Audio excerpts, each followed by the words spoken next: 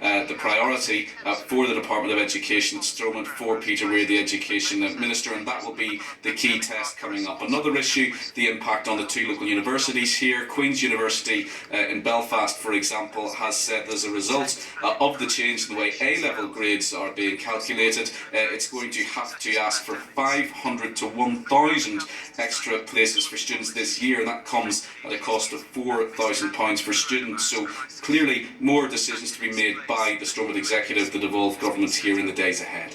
Chris, thanks very much. Chris Page there. Marks & Spencer is to cut 7,000 jobs. That's about a tenth of its workforce after a slump in sales during the coronavirus pandemic.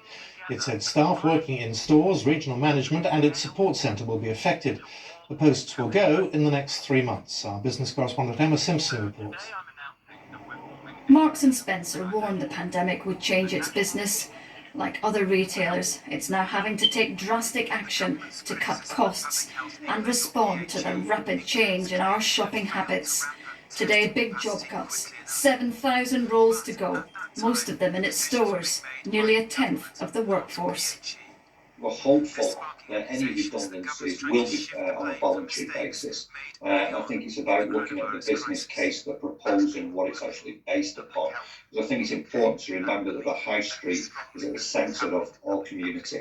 And it's important that the government really takes a wake-up call with this and looks at trying to support the high street more. Because I think we're constantly seeing redundancies, impacts on the high street as more people actually obviously go to shop online. You just need to look at M&S's trading update today to see the challenge.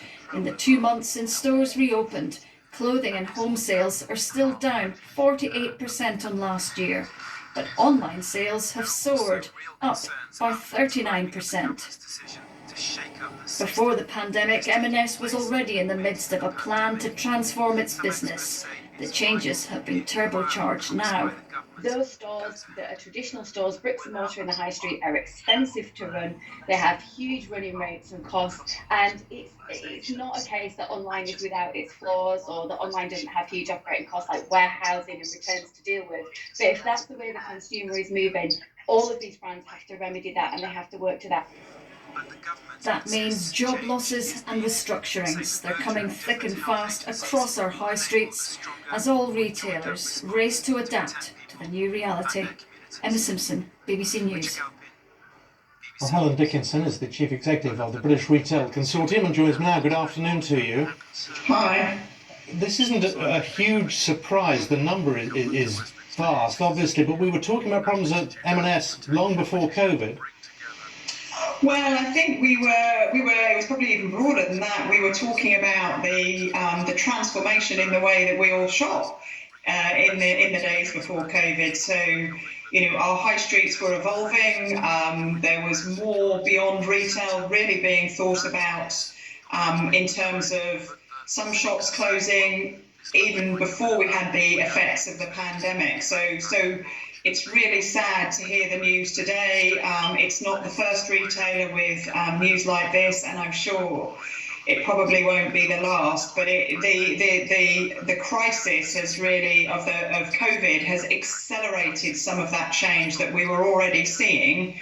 And I think, as highlighted by Emma's piece there, the key really for government is to make sure that we can support the changes that are going to happen and make sure that we don't end up with unnecessary job losses and store closures, and just making sure that we've got a much more sustainable model for those businesses, particularly in high streets and shopping centres that have been hit hardest by the pandemic. I know you mentioned the high streets, and we were talking about the problems facing the high street for many years.